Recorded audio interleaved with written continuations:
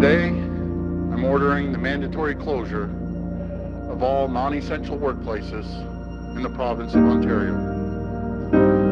This order will be effective Tuesday, March 24th at 11:59 p.m. for 14 days.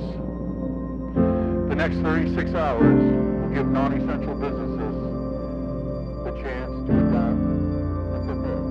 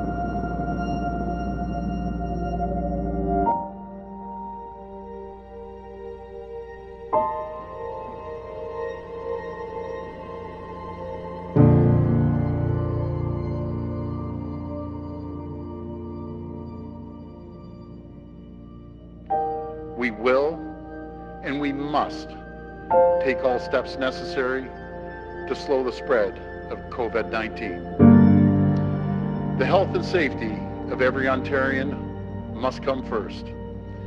And that's why we're taking these important steps. Every Ontarian must do their part. If you can, please stay home. As Canadians, we need to continue looking out for each other.